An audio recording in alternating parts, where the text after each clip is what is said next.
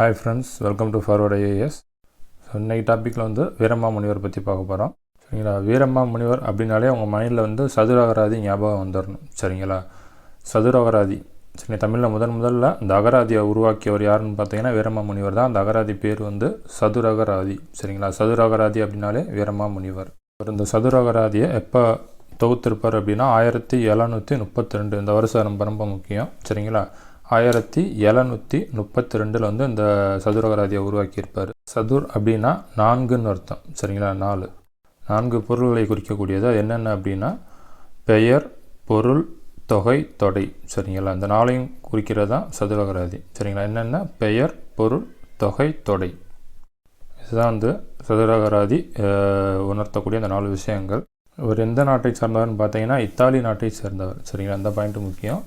வீரமாமுனிவர் வந்து இத்தாலி நாட்டை சார்ந்தவர். அவருடைய உண்மையான பேர் கான்ஸ்டன்டின் ஜோசப் பெஸ்கி. சரிங்களா? Konstantin Joseph Beschi. அவருடைய காலம் பார்த்தீங்க அப்படின்னா 1680 to 1747. சரிங்களா? பிறப்பு 1680, மறைவு 1747. கிட்டத்தட்ட 67 ஆண்டுகள் வாழ்ந்திருப்பார். இவர் வந்து தன்னுடைய 30வது வயதில் தமிழகம் வருவார். சரிங்களா? எந்த வயசில் வந்தார்னு கேட்பாங்க. தன்னுடைய 30வது வயசில் தமிழகம் வர்றாரு. இவர் அறிந்த மொழிகள் பார்த்தீங்க அப்படின்னா தமிழ், ஆங்கிலம், எபிரேயம், கிரேக்கம், தெலுங்கு, வடமொழி. இந்த மொழி எல்லாமே அவர் அறிந்த மொழிகள். இங்கே வந்ததுமே முதல்ல அவர் பேரை வந்து தைரியநாதர் அப்படின்னு மாற்றிக்கிறார். சரிங்களா? முதல்ல வந்து தைரியநாதர் அப்படின்னு தான் மாற்றிக்கிறாரு.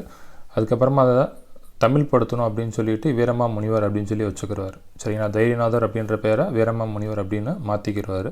இவருடைய அந்த முக்கியமான நூல்கள்னு பார்த்தீங்க அப்படின்னா சதுரகராதி, தேம்பாவணி, தொன்னூல் விளக்கம், பரமார்த்த குருகதை, காவலூர் கலம்பகம். இதெல்லாம் அவர் எழுதிய நூல்களில் முக்கியமான நூல்கள். சரிங்களா? திரும்ப சொல்கிறேன் ஃப்ரெண்ட்ஸ்.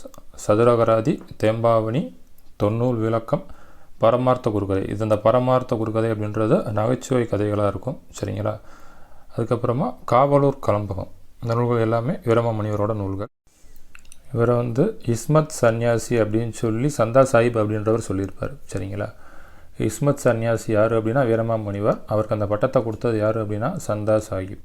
ஸோ இந்த பாயிண்ட் வந்து previous year question friends already கேட்டது. அடுத்து பார்த்தீங்கன்னா தமிழில் எகர ஒகர அந்த எழுத்து குழப்பங்களை நீக்கியவர் வந்து வீரமாமுனிவர். சரிங்களா? எகர ஒகர எழுத்து குழப்பங்களை நீக்கியவர் வீரமாமுனிவர். இதுவுமே வந்து ப்ரீவியஸ் இயர் கொஸ்டின். ஸோ அவ்வளோதான் ஃப்ரெண்ட்ஸ். டவுட் இருந்துச்சுன்னா கமெண்ட்டில் மென்ஷன் பண்ணிங்க. நெக்ஸ்ட் வீடியோவில் பார்க்கலாம். தேங்க்யூ.